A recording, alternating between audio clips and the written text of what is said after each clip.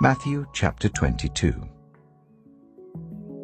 Jesus spoke to them again in parables, saying, "The kingdom of heaven is like a king who prepared a wedding banquet for his son. He sent his servants to those who had been invited to the banquet to tell them to come, but they refused to come.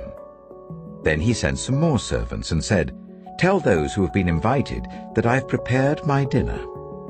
My oxen and fattened cattle have been slaughtered and everything is ready. Come to the wedding banquet.' But they paid no attention and went off, one to his field, another to his business. The rest seized his servants, ill-treated them, and killed them. The king was enraged. He sent his army and destroyed those murderers and burned their city. Then he said to his servants, 'The wedding banquet is ready, but those I invited did not deserve to come. So go to the street corners and invite to the banquet anyone you find.' So the servants went out into the streets and gathered all the people they could find, the bad as well as the good. And the wedding hall was filled with guests. But when the king came in to see the guests, he noticed a man there who was not wearing wedding clothes. He asked, 'How did you get in here without wedding clothes, friend?' The man was speechless. Then the king told the attendants, 'Tie him hand and foot and throw him outside into the darkness, where there will be weeping and gnashing of teeth. For many are invited, but few are chosen.'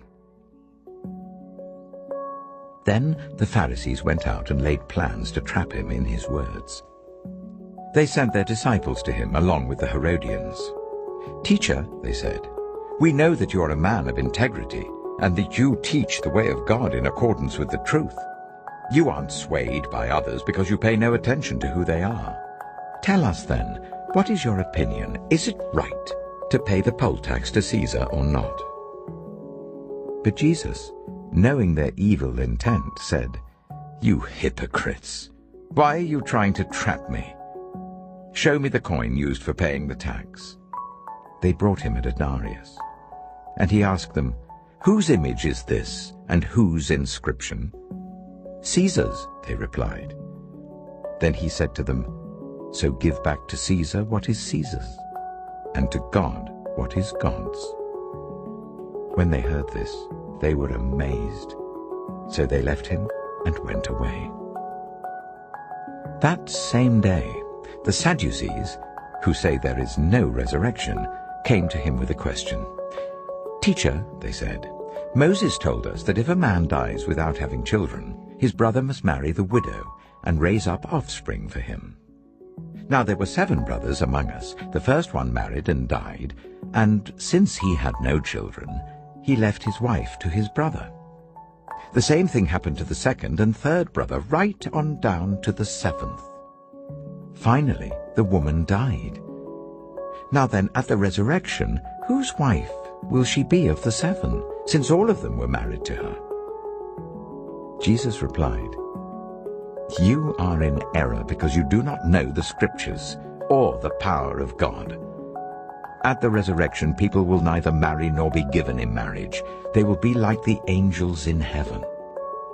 But about the resurrection of the dead, have you not read what God said to you? I am the God of Abraham, the God of Isaac, and the God of Jacob. He is not the God of the dead, but of the living.' When the crowds heard this, they were astonished at his teaching. Hearing that Jesus had silenced the Sadducees, the Pharisees got together. One of them, an expert in the law, tested him with this question. 'Teacher, which is the greatest commandment in the law?'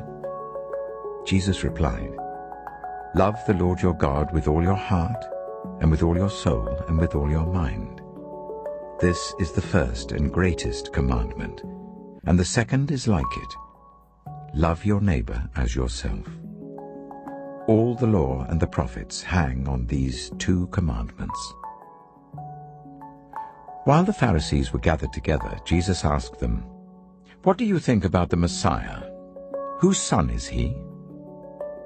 "The son of David," they replied. He said to them, "How is it then that David, speaking by the Spirit, calls him Lord? For he says, 'The Lord said to my Lord, sit at my right hand until I put your enemies under your feet.' If then David calls him Lord, how can he be his son?" No one could say a word in reply, and from that day on, no one dared to ask him any more questions.